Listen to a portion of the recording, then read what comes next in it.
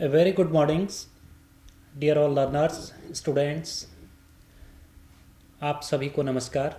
आज का जो हमारा व्याख्यान है उसका जो शीर्षक है वह है मछली में होने वाले विभिन्न प्रकार के रोग।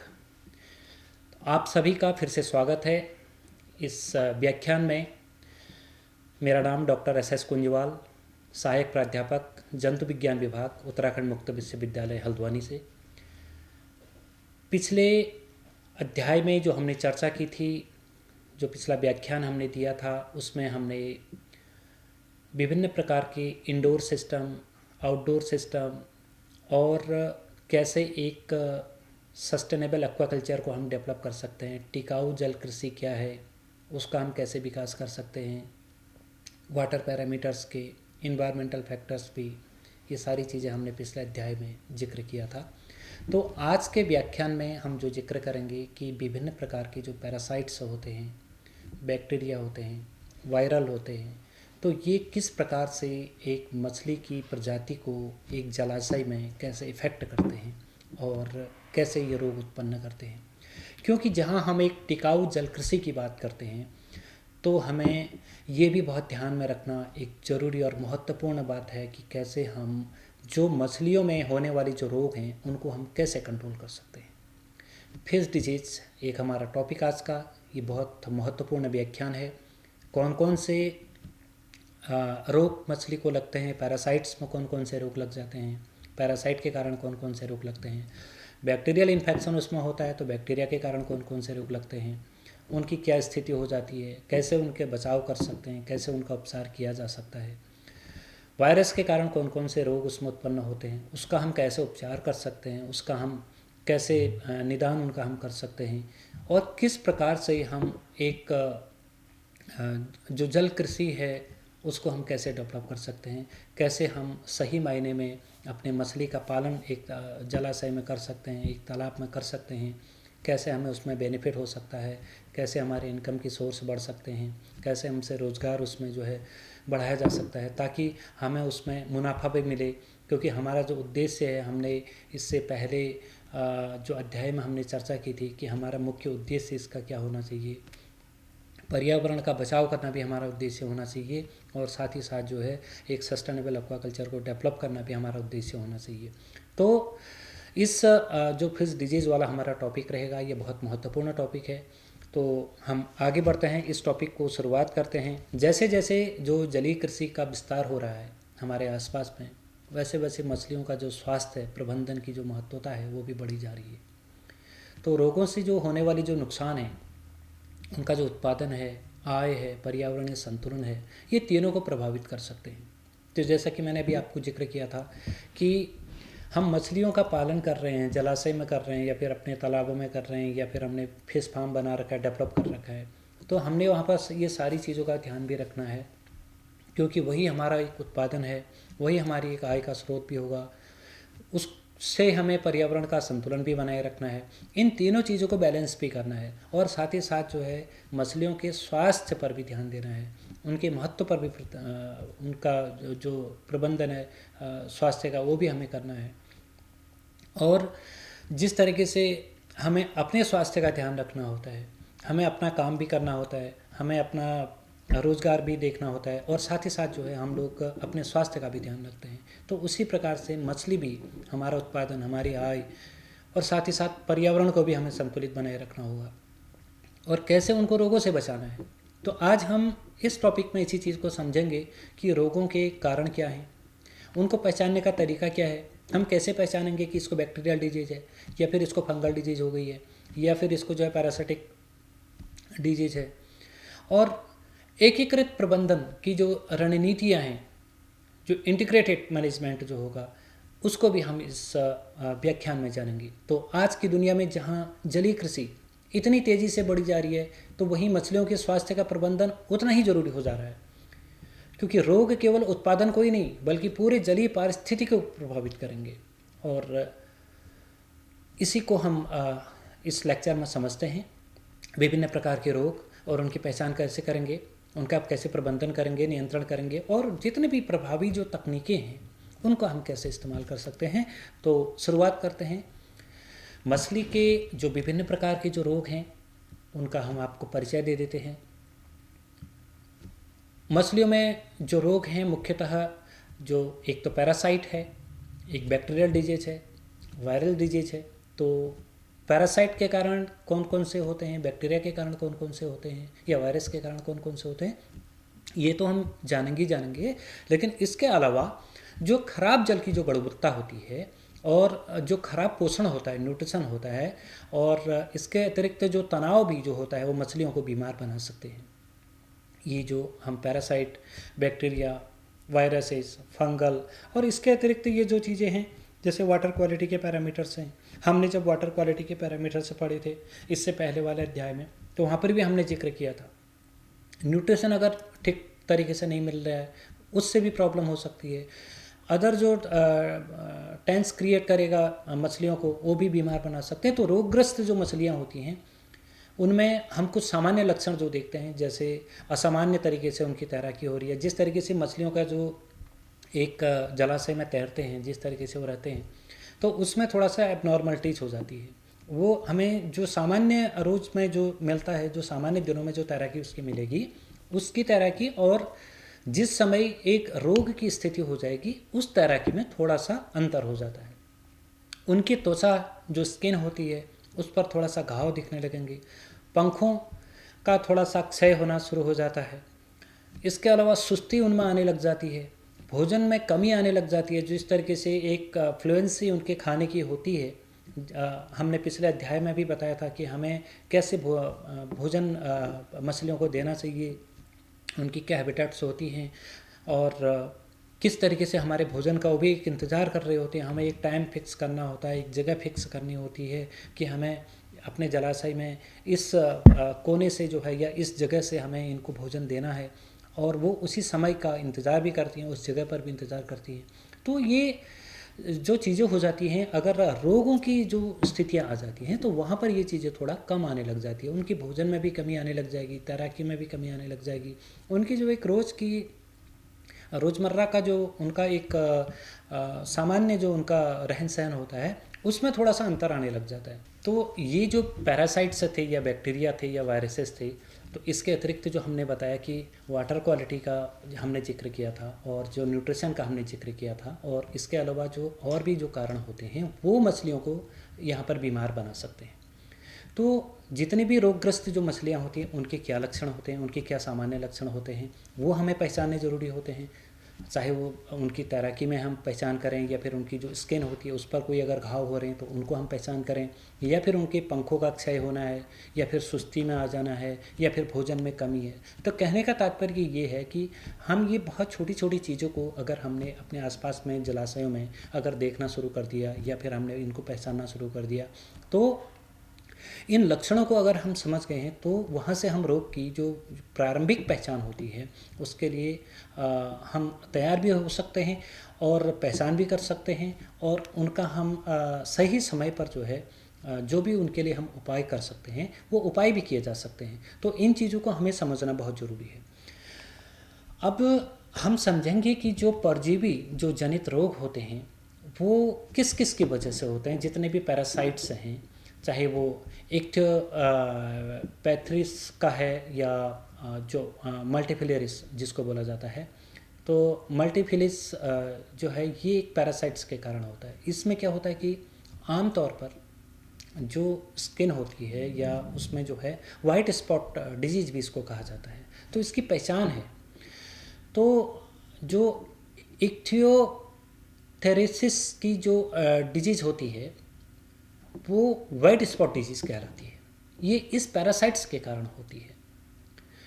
और इसके अतिरिक्त जो डेक्टिलोगायरस की जो पैरासाइट्स के कारण जो होता है डेक्टिलोगायरस, और एक होता है जिप्टिलोगायरस, एक होता है डेक्टिलोगायरस, एक होता है जिप्टिलोगायरस। ये जो पैरासाइट्स हैं इनके कारण जो रोग होता है वो मछली के जो गिल्स होते हैं उनके फ्लुक्स के रूप में जाने जाते हैं। तो गिल फ्लुक्स के रूप में हम इसको पहचान सकते हैं। तो ये डेक्टिलोगायरस और जिप्टिलोगायरस ये दो प्रकार की। इसके अतिरिक्त लर्निया, इसको एक प्रकार का हम एंकर वॉर्म भी कहते हैं। तो ये भी पैरासाइट्स के कारण होता है। ये 2-3 बहुत महत्वपूर्ण हैं। इनके क्या लक्षण होते हैं हम वो भी जानेंगे। इनके कारण जो है मछलियों की त्वचा में सफ़ेद दाने हो जाना, गिल्स में सूजन हो जाना, घाव और खुजली का हो जाना, ये सब चीज़ें जो है हमें सामान्य जो लक्षण हैं वो देखने को मिलते हैं। नियंत्रण इनका हम कैसे कर सकते हैं? अगर प्रबंधन की हम बात करें, नियंत्रण की बात करें, तो अगर हमें ऐसे लक्षण देखने को मिल गए, मान लिया उसकी त्वचा पर सफ़ेद दाने दिखने को मिल गए, उनके गिल्स में थोड़ा सा अगर स्वेलिंग हो गई या फिर घाव की स्थिति अगर आ जाती है, तो ऐसे में जो उनका हम कंट्रोल करेंगे, जो उनका हम मैनेजमेंट करेंगे, उसमें फॉर्मेलिन में उनकी बाथिंग करनी पड़ेगी हमें। तो फॉर्मेलिन बात जिसको हम कहते हैं, उसमें हमें एक अमाउंट में जो है फॉर्मेलिन के साथ उसको थोड़ा सा नहलाना पड़ेगा, उसको बाथिंग करनी पड़ेगी। और सॉल्ट डिप भी कह सकते हैं, थोड़ा जो नमक का जो पानी होता है उसमें भी हम थोड़ा सा उसको डिप करेंगे, उसमें भी स्नान करवाएंगे, तो वो सॉल्ट डिप कहलाएगा। इसके अतिरिक्त जो संक्रमित जो मछलियाँ होती हैं उनको हम कैसे अलग करेंगे, यानी कि क्वारंटाइन करना। क्वारंटाइन करने का तात्पर्य है कि हमें जितने भी प्रकार के, अगर पूरे एक जलाशय में हमारे कई सारी मछलियाँ होती हैं, यदि कुछ मछलियों में इस प्रकार से पैरासाइट डिजीज़ अगर हो गई है, तो हमने अगर उनके पैरासाइट डिजीज़ को थोड़ा सा आइडेंटिफाई कर लिया, उनकी त्वचा पर हमें थोड़ा सा सफ़ेद दाने जैसे दिखे, या गिल्स में, गिल स्लिट्स में थोड़ा सा स्वेलिंग देखने लग जाए, या घाव जैसा हमें कहीं प्रतीत हो रहा है, या इचिंग अगर उनमें हो रही है, तो अगर इचिंग की प्रॉब्लम फिश में आपको लग रही है कि इचिंग हो रही है इसको, ये सामान्य जो हमने अभी आपको लक्षण बताए थे पिछले स्लाइड में, कि उसको हम जो उनके जो सामान्य जो लक्षण आ जाते हैं, तो इन लक्षणों को देखते हुए थोड़ा सा कंट्रोल जो है हम उसका प्रबंधन कर सकते हैं। जैसे फॉर्मेलिन डिप हमने बता दिया, सॉल्ट डिप हमने बता दिया। क्वारंटाइन कर देंगे उन मछलियों को जो जितने भी प्रकार के आपको लगता है कि 2 या 3 मछलियों में हो रहा है, या एक मछली में हो रहा है, या 2 मछलियों में हो रहा है, उनको हम अलग कर देंगे, उस जलाशय से हम उनको अलग कर देंगे, ताकि वो रोग जो है दूसरे में ना फैल सके या दूसरे को प्रभावित न कर सके। तो जो संक्रमित मछली होगी, जो इन्फेक्टेड जो फिश स्पीसीज होगी, उसको हम सेपरेट कर लेंगे। तो ये तात्पर्य है उसको क्वारंटाइन करने का। और जब उसको हम प्राथमिक जो उपचार अगर हम उसको दे सकते हैं, अगर देने के बाद अगर वो सही अवस्था में आ जाती है, तब हम उसको दोबारा जो है उसी जलाशय में दे सकते हैं। तो ये जो जलीय कृषि है उसमें कुछ मछलियों के जो रोग हैं, जो अभी मैंने पैरासिटिक जो डिजीज़ की बात करी, इसमें ये जो पहला स्लाइड में जो दिख रहा है आपको, लीचेस का, लाइस का और एंकर वॉर्म का, इसमें डायग्राम में दिखा रखा है कि किस प्रकार से ये जो है रोग इसमें पैदा करते हैं। ये दूसरी जो स्लाइड है, ये भी एक पैरासिटिक डिजीज़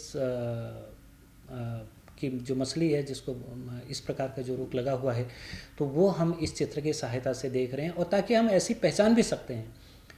इसको चित्र को देखने का तात्पर्य ये है कि हम सामान्य रूप से अपने तालाब में भी, जलाशयों में और या फिश फार्म में अगर हम देखेंगे, तो इस प्रकार के अगर हमें लक्षण देखते हैं, तो ये ऐसी स्थिति में जब मछली रहती है तो हम उसको क्वारंटाइन कर सकते हैं। तो थोड़ा सा जो हमने इस पैरासाइट के बारे में बताया उसको हम और डिटेल में बता देते हैं। तो जो सबसे सामान्य परजीवी रोग वो वाइट स्पॉट डिजीज़ का है, जिसे इच भी कहते हैं, खुजली जिससे हो जाती है। तो इच, इसीलिए इसको कहा जाता है वाइट स्पॉट डिजीज़ को। तो ये जो डिजीज़ है वो त्वचा पर सफ़ेद धब्बे बना देता है और मछलियाँ लगातार खुद को रगड़ती नज़र आती हैं। तो इस वाइट स्पॉट डिजीज़ की जो खासियत है वो इससे पहचानी जा सकती है। फिर आते हैं जो गिल फ्लुक्स की हम अगर बात करें, अभी हमने जो पिछले स्लाइड में गिल फ्लुक्स की बात करी थी, तो गिल फ्लुक्स में ऐसी स्थिति में क्या हो रहा था कि जिसको डेक्टिलोगायरस और जिप्टिलोगायरस, ये 2 प्रकार से, तो ये हम इसमें बात कर रहे हैं गिल फ्लुक्स। ये जो पैरासाइट्स के कारण जो होता है, तो जो मछली के गलफड़ों पर जो हमला करते हैं, जो उनकी गिल स्लिट को अटैक करेंगे, तो उससे क्या होगा कि जो फिशेज हैं उनको सांस लेने में थोड़ा सा कठिनाई हो जाती है। उससे सामान्य रूप से जो वो एक रेस्पिरेशन की जो प्रोसेस होती है वो नहीं हो पाती है। और एक सामान्य परजीवी है जो पैरासाइट है वो है लर्निया का, जिसको हमने एंकर वॉर्म भी कहा था। अपनी पिछली स्लाइड में हमने ये दोनों चीज़ों का डिस्कशन किया हुआ है, लर्निया या एंकर वॉर्म। इसको चित्र की सहायता से भी हमने देखा था। इसमें क्या होगा, जो स्किन होती है वो उसके अंदर घुस जाता है, जो एंकर वॉर्म होता है, और एक गंभीर घाव उसमें पैदा कर देता है। तो इन रोगों का जो नियंत्रण करना है वो संभव हो जाता है। तो कैसे हम संभव करेंगे? अगर लर्निया या एंकर वॉर्म हो गया, गिल फ्लुक्स हो गया, वाइट स्पॉट डिजीज हो गई, तो इनको हम थोड़ा बहुत कंट्रोल कर सकते हैं, इन रोगों का नियंत्रण कर सकते हैं। जैसे फॉर्मलिन का स्नान करना है, नमक डुबकी लगा देनी है, और संक्रमित जो मछलियां हैं उनको अलग कर देना है, उनको क्वारंटाइन कर देना है। तो ये एक सामान्य हमारे जो नियंत्रण हैं हमें कैसे मैनेजमेंट करना है। और इसमें सबसे महत्वपूर्ण बात ये है कि सही समय पर पहचान और उपचार, दो चीज़ें हैं। सही समय पर पहचान और उपचार ही परजीवी जनित रोगों से बचाव का सबसे अच्छा तरीका है। यदि हमने समय पर पहचान कर ली, सही समय पर कर ली, तो वही इनका उपचार कहलाएगा, जितने भी पैरासिटिक डिजीज होती है। इसके बाद हम डिस्कस करेंगे जो बैक्टीरियल डिजीज होती हैं। तो पहले हम एक ओवरऑल जान लेते हैं कि प्रमुख बैक्टीरिया कौन कौन से होते हैं जिनके कारण मछलियों में रोग उत्पन्न होते हैं। जैसे कि एरोमोनास स्पेसीज होती है बैक्टीरिया की, वाइब्रियो स्पेसीज है, एडवर्सियला है। इनके कारण जो है बैक्टीरियल डिजीज खासकर मछलियों में देखने को मिलते हैं। इनमें जैसे लालिमा है जो सामान्य लक्षण है, त्वचा पर छाले और फोड़े का आ जाना, आंतरिक अंगों का सड़ना, ये इनके सामान्य लक्षण हैं। इनके भी हम नियंत्रण कर सकते हैं, जैसे एंटीबायोटिक का उपयोग करना और नियंत्रण क्या कहते हैं, एंटीबायोटिक के साथ साथ जो है जल गुणवत्ता में सुधार करना, वैक्सीनेशन करना। हालांकि एंटीबायोटिक का इस्तेमाल करने के लिए होगा या फिर वैक्सीनेशन के लिए होगा। वैक्सीनेशन कुछ ही प्रजातियों के लिए होता है, सारी प्रजातियों के लिए नहीं होता है। और अगर एंटीबायोटिक का इस्तेमाल कर रहे हैं, अगर हम उसका उपचार कर रहे हैं, तो खासकर हमें जो फिश जो वैज्ञानिक होते हैं, मत्स्य वैज्ञानिक होते हैं, उनसे हमें सलाह ले लेनी चाहिए। जो विशेषज्ञ होते हैं उनसे हमें सलाह लेनी पड़ेगी। उनकी सलाह के साथ ही जो है हम उसमें एंटीबायोटिक का इस्तेमाल कर सकते हैं। और इसके अतिरिक्त जल गुणवत्ता में सुधार, आप सामान्य रूप से जल को परिवर्तित कर देना, जलाशय से पानी को इनलेट आउटलेट के माध्यम से भी थोड़ा सा कम किया जा सकता है। थोड़ा पानी उसमें फ्रेश वाटर को मिलाया जा सकता है, जिससे उसमें जो पानी में जो गंदगी होगी वो थोड़ा सा कम हो जाएगी। ये एक सामान्य सा हमारा नियंत्रण होगा, लेकिन एंटीबायोटिक के लिए हमें थोड़ा विशेषज्ञों की सलाह की आवश्यकता होगी। तो बैक्टीरियल डिजीज़ के कारण क्या क्या मछली में लगता है वो इस स्लाइड के माध्यम से दिख रहा है। जैसे कि पहली स्लाइड में बैक्टीरियल डिजीज़ का दिख रहा है, दूसरी स्लाइड में भी बैक्टीरियल डिजीज़ के कारण जो है मछली की क्या स्थितियाँ हो जाती हैं। तो ये स्लाइड के साथ दिखाने का तात्पर्य मेरा ये है कि हमें कम से कम इतनी इसमें पहचान करनी पड़ेगी कि इस प्रकार के रोगों में, बैक्टीरियल इन्फेक्शन में मछली को कहाँ कहाँ पर इन्फेक्शन होता है। जैसे अभी हमने बताया कि कुछ स्किन में डिजीज़ आ जाती हैं, कुछ स्किन स्वेलिंग हो जाती है, फोड़े जैसे आने लग जाते हैं। तो इस प्रकार के जो सामान्य रोग हैं उनसे हम पहचान करेंगे। तो बैक्टीरियल जो डिजीज़ है इसमें जो हमने जिक्र किया था एरोमोनास का, और एक जिक्र किया था वाइब्रियो का, और एक जिक्र किया था हमने एडवर्सियला। तो ये जो हैं वो मछलियों में सबसे गंभीर जो संक्रमण है वो पैदा कर सकते हैं। और इन रोगों के लक्षणों में जो त्वचा पर फोड़े आ जाना, लालिमा यानी कि रेडनेस आ जाना, और बाकी जो उनके इंटरनल ऑर्गन्स होते हैं उनमें क्या हो जाता है, सड़ने की प्रक्रिया स्टार्ट हो जाती है। तो यदि समय पर अगर इलाज इसका न किया जाए तो ये संक्रमण पूरी आबादी को प्रभावित कर सकते हैं। इसलिए सही एंटीबायोटिक का इस्तेमाल, जल की गुणवत्ता सुधारना और टीकाकरण, ये जैसे उपायों से इन रोगों को नियंत्रित किया जा सकता है। लेकिन इस पर भी हमें बहुत महत्वपूर्ण बात याद रखनी है कि जो एंटीबायोटिक का हम जो प्रयोग करेंगे वो विशेषज्ञ सलाह के बिना नहीं कर सकते, ताकि जो दवा है वो प्रतिरोध जैसी समस्याएं न बढ़े। क्योंकि यदि हमने अपने हाथ से इस्तेमाल कर दिया, जिस तरीके से हम खुद के लिए भी अगर हमें कोई इस तरीके से इन्फेक्शन हो जाता है, बीमारियां वायरल हमें प्रॉब्लम हो जाती है, या फिर बैक्टीरियल इन्फेक्शन हमारे शरीर में कोई होने लग जाता है, तो हम भी एंटीबायोटिक का इस्तेमाल करते हैं। तो सामान्य रूप से हमें भी डॉक्टर की सलाह लेनी चाहिए।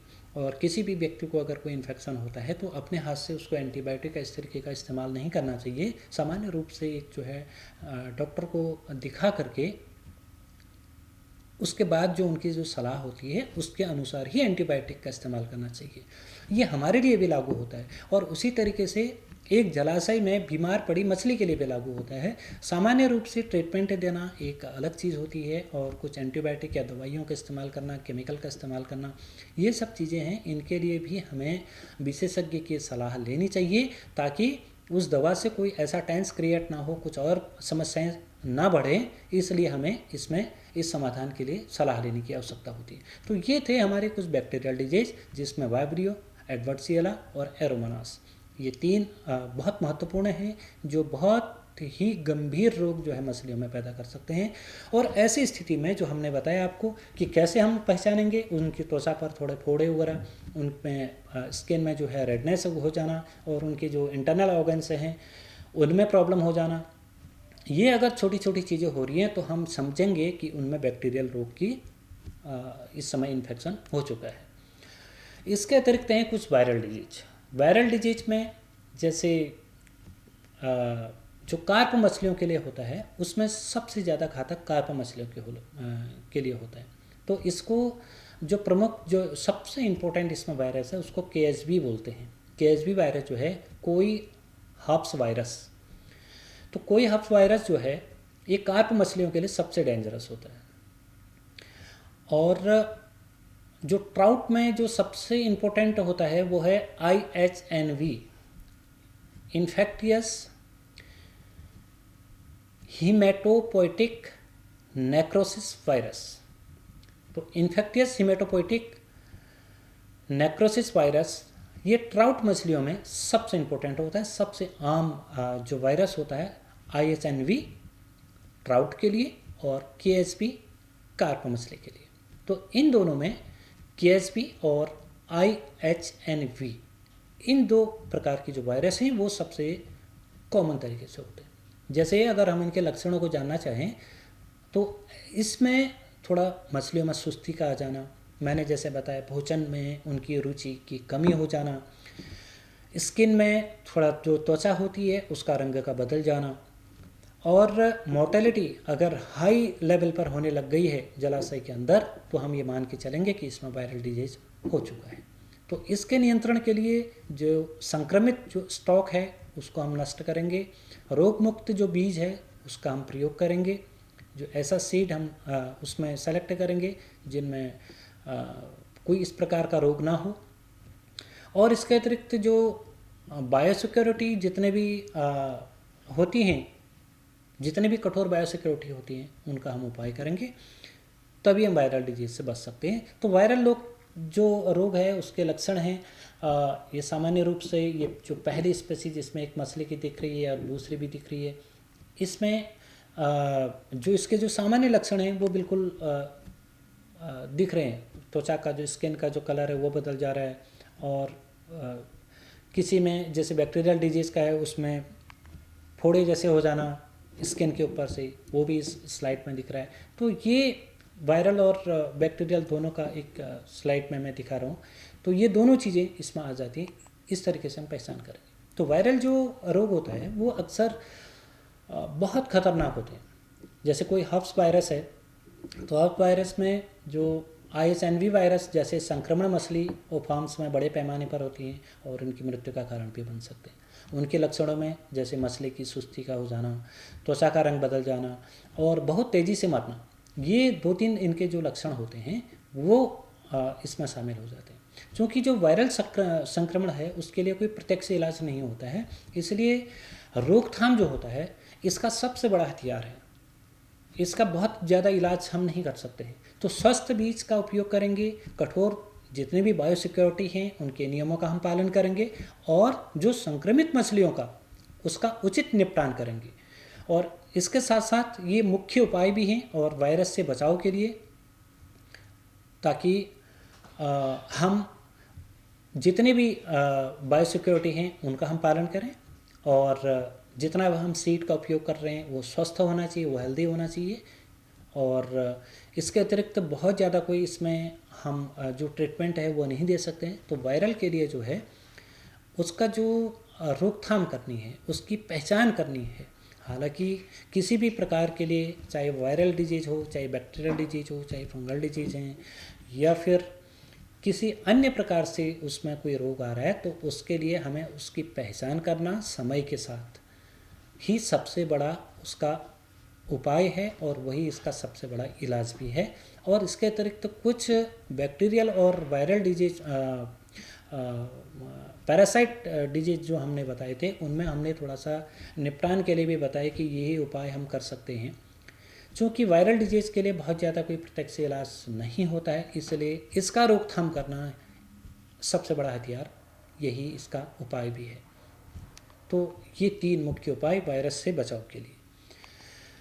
इसके अतिरिक्त कुछ जो फफूंद जनित जो रोग होते हैं या फिर फंगल डिजीज जिसको हम कहते हैं, हम थोड़ा सा उनका भी इसमें जिक्र करते हैं। तो फफूंद संक्रमण जो है, ये रोग विभिन्न प्रकार के कवकों के कारण होते हैं। इनको कवक जनित रोग भी कहते हैं।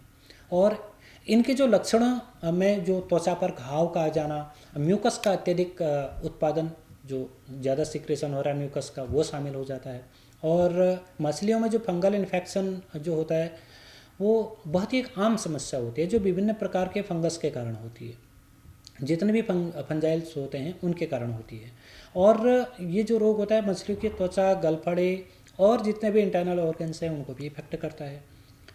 अब इसकी हम रोग की जो पहचान करेंगे, जैसे सफ़ेद या ऊनी या फफूंदीदार वृद्धि के रूप में होती है जो मछलियों के शरीर पर दिखाई जाती है, उनका जो मछली का जो उभरा हुआ जो भाग होता है वहाँ पर फफूंदीदार वृद्धि रहेगी, आउटग्रोथ वहाँ पर जो होती है। और इसके अतिरिक्त वूलन में लगेगी हमें जो आउटग्रोथ दिखेगी, और वाइट कलर में होगी, थोड़ा सा वाइटिश कलर में, तो वो हमारे फिश के स्किन में या बॉडी में दिखना शुरू हो जाएगा। तो हम पहचान कर सकते हैं कि ये थोड़ा फफूंद वाले जो रोग हैं, ये कुछ कवक जनित जो रोग हैं, उसमें सेरोलिग्निया डिजीज है। कैसे इसके कारण जो है ऊनी कलर में, वाइट कलर में, ऊन की तरह बॉडी में, स्किन में, आगे पीछे या बीच में कहीं पर भी, नोस्ट्रिल के ऊपर या हेड के ऊपर, वहाँ पर जो है वाइट कलर में ऐसा लग रहा है कि ऊपरी भाग जो है थोड़ा आउटग्रोथ किया हुआ है। ये दूसरी वाली मछली में थोड़ा सा कॉडल फिन के आसपास में कहीं इधर साइड से दिख रहा है। और एक मछली और है जिसमें इस प्रजाति में जो है बीच में ऊपरी भाग में उभरा हुआ पार्ट दिख रहा है वाइट कलर का, जैसे ऐसा लग रहा है कि जैसे ऊन का जैसा गुच्छा जैसा ऊपर हुआ है। तो ये एक कवक जनित रोग है। ये भी बहुत आम होते हैं मछलियों में, हमें इनसे भी बचाव करना पड़ेगा। तो कवक जनित जो रोग होते हैं, इनके अगर हम लक्षणों की बात करें तो मछलियों में सबसे ज़्यादा सुस्ती और कमज़ोर हो जाना, गलफड़ों में रंगहीनता और सड़न, कलर लेस हो जाते हैं बिल्कुल, और जो स्किन होती है वो वाइट कलर की हो जाती है, वूलन कलर की फफूंदीदार वृद्धि हो जाएगी, शरीर पर खुले घाव होने शुरू हो जाएंगे, मछलियों की जो प्रजनन क्षमता है उसमें कमी आने लग जाएगी। तो ये सारे इसके लक्षण होते हैं। क्या क्या कॉज हैं इसके, क्या क्या कारण हैं, हम ये भी जानेंगे। जो पानी की गुणवत्ता का खराब होना, अगर पानी में थोड़ा सा वाटर क्वालिटी का लेवल अगर ठीक नहीं है, जितने भी हमने वाटर क्वालिटी के पैरामीटर से जब हम पढ़े थे पिछले अध्याय में, इससे पिछले अध्याय में हमने वाटर क्वालिटी पैरामीटर्स पढ़े थे, तो हमने वहाँ पर वाटर क्वालिटी पैरामीटर्स के दौरान भी ये बताया था कि पीएच का लेवल, CO2 का लेवल, DO का लेवल क्या होगा, NH4 का लेवल क्या होगा, NO2 का लेवल क्या होगा, NO3 का लेवल क्या होगा, और इनकी अगर अधिकता हो जाती है तो वहाँ पर मछली को क्या समस्या आ सकती है, क्या क्या परेशानियाँ हो सकती हैं, वो सारी चीज़ें उसी पानी की जो गुणवत्ता है उसी के कारण होती है। और मछलियों को जो पर्याप्त भोजन न मिलता है तब भी उनमें ऐसे परेशानियों का सामना, या फिर अत्यधिक मात्रा में हमने भोजन दे दिया, जो भोजन जो है तालाब में, हमारे जलाशयों में बॉटम स्टेज पर जा कर के वहाँ पर सड़ने गलने की स्थिति में आ जाता है, जिसके कारण फंगल डिजीज शुरू हो जाती है। मछलियों को अगर कोई चोट लग गई या चोट का लगना तो खुले घाव का होना, वो भी फंगल डिजीज के लिए बन जाता है कारण। तो ये कुछ विशेष प्रकार के फंगल के संक्रमण हैं। तो कैसे इनका प्रिवेंशन कर सकते हैं, कैसे इनकी रोकथाम कर सकते हैं? तो रोकथाम के लिए जो है पानी की गुणवत्ता को हम सबसे पहले बनाए रखेंगे कि इसका पानी की गुणवत्ता हमें कितनी होनी चाहिए, पीएच का लेवल कितना होना चाहिए, डिजॉल्व ऑक्सीजन का लेवल कितना होना चाहिए, कार्बन डाइऑक्साइड फ्री CO2 कितनी होनी चाहिए, और टेम्परेचर कितना होना चाहिए। इसके अतिरिक्त NH4, हमने अमोनिया की बात करी थी, एक सबसे छुपा हुआ जहर अगर जलाशय के अंदर है तो अमोनिया, उसको हम कैसे मेंटेन करेंगे, उसका लेवल कितना होना चाहिए। ये हमने जब वाटर पैरामीटर्स जब हम बता रहे थे तो वाटर पैरामीटर्स में बताया था कि किसका लेवल कितना होना चाहिए, और अगर ज़्यादा या कम हो जाएगा तो उससे क्या समस्या का इसमें पैदा हो सकती है। तो इसके अतिरिक्त मछलियों को पर्याप्त और स्वस्थ भोजन नहीं देना, ये इसका कारण बन रोकथाम में है। अगर हम सही तरीके से स्वस्थ तरीके से भोजन मछलियों को देंगे, पर्याप्त मात्रा में देंगे, तो वो भी एक रोकथाम बनेगी। और मछलियों को चोट लगने से हमें बचाना भी है। यदि कहीं पर खिसक के या फिर किसी चीज़ से, पत्थर से या कोई भी चीज़ से अगर या बाहरी कोई जो हमने चीज़ों से हमने या किसी ने पत्थर फेंक दिया या किसी ने लकड़ी से कर लिया या जो भी हमारे बाहरी चीज़ें होती हैं जो उसमें इन्वॉल्व होती हैं, उनसे भी हमें बचाना है। तो उनकी वजह से भी मछलियों को चोट लगती है, तो उसको भी हमें बचाना है। इसके अतिरिक्त फंगस के जो संक्रमण के लिए जो है पानी में एंटी फंगल जो दवाएं हम डालते हैं उसका प्रयोग बहुत ज़रूरी है। यदि हमने एंटी फंगल का इस्तेमाल नहीं करा तो फंगस लगने की पर्याप्त मात्रा में चांसेस हो जाती है। तो ये थे इसके रोकथाम। तो कैसे जो फंगल डिजीज, जो कवक जनित रोग हैं, उनके क्या लक्षण हैं, उनके क्या कारण हैं, उनकी हम कैसे रोकथाम करेंगे, ये एक सामान्य जो है हम अपने जलाशय के लिए, अपने मछली फार्म के लिए इन चीज़ों का ध्यान रखेंगे, तभी जो है हम एक स्वस्थ मछली का मछलियों के तालाब का निर्माण करेंगे और स्वस्थ मछलियों को हम की पैदावार हम कर सकते हैं। तभी हमें मुनाफा मिल सकता है, तभी हमारी मार्केट चल सकती है। तो इन सब चीज़ों को भी हमें ध्यान में रखना है। इसके अतिरिक्त हम जो जिक्र करेंगे वो करेंगे इंटीग्रेटेड डिजीज मैनेजमेंट, जो IDM की हम बात कर रहे हैं। तो एकीकृत जो रोग प्रबंधन वाली जो स्कीम है जिसको IDM कहते हैं, तो इसका सिद्धांत है कि रोकथाम पहले, पहचान जल्दी और उपचार प्रभावी। इसके लिए हमें कुछ मुख्य कदम उठाने होते हैं इंटीग्रेटेड डिजीज मैनेजमेंट के लिए, IDM के लिए। सबसे पहला कदम है कि हमें स्वस्थ बीज का चयन करना।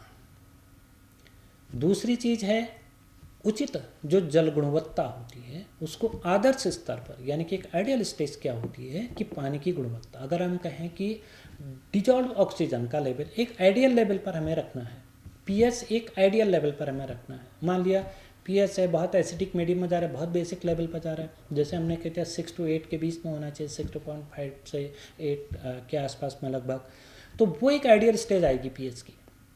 इसके अतिरिक्त हो गया संतुलित और जो पोषक पदार्थ हम उनको दे रहे हैं, न्यूट्रिशन जो हम उनको दे रहे हैं, भोजन जो हम उनको दे रहे हैं, आहार जो उनके लिए प्रदान कर रहे हैं, वो बैलेंस होना चाहिए। तो बैलेंस डाइट और न्यूट्रिटिव जो फूड फीडिंग हम उनकी कराते हैं वो उनको हम प्रोवाइड कराएंगे, वो प्रदान करेंगे। चौथी चीज़ है जो हमारा फिश फार्म है उसमें जितनी भी बायोसिक्योरिटी हैं उनके उपायों को लागू करना, ये उसका चौथा इम्पोर्टेंट। पांचवा सिद्धांत क्या है, उपलब्ध टीकों का इस्तेमाल करना। जितने भी वैक्सीनेशन, हालांकि सभी स्पेसीज में वैक्सीनेशन नहीं किया जाता है, कुछ ही स्पेसीज में वैक्सीनेशन का कार्य किया जाता है फिशेज में, लेकिन उसमें हमें जो जितने भी विशेषज्ञ होंगे उनका हम सलाह लेंगे, उनकी सलाह पर ही जो है हम उनके वैक्सीनेशन करेंगे। और इसके अतिरिक्त जितने भी तालाब हैं, टैंक हैं, उनमें हमें नियमित रूप से सफाई करनी पड़ेगी, उनके उपकरणों का डिसइंफेक्शन करना पड़ेगा। और जो मृत मछलियाँ होंगी, जितने भी डेड होंगी, ऐसा नहीं कि सभी लाइफ सर्वाइव कर रही हैं, कुछ अगर मछलियाँ मर गई किसी कारण से, उनका हम बहुत जल्दी से हमें निष्कासन बहुत ज़रूरी है। तो IDM जो है, जो इंटीग्रेटेड जो डिजीज मैनेजमेंट है, वह न केवल रोगों को नियंत्रित करता है बल्कि उत्पादन और लागत को घटाने और मुनाफा बढ़ाने में भी मदद करता है। तो ये एकीकृत जो मैनेजमेंट है उसका एक डायग्राम दिखा रखा है हमने, कैसे कल्चरल कंट्रोल है और बायोलॉजिकल कंट्रोल है और क्या क्या टूल्स हैं इस IDM के इंटीग्रेटेड डिजीज मैनेजमेंट के, केमिकल कंट्रोल्स है और होस्ट का जो है उसमें कैसे एंट्री होनी चाहिए नहीं होनी चाहिए, उसका रेजिस्टेंस, और फिजिकल या फिर मैकेनिकल जो कंट्रोल है वो कैसे करेंगे।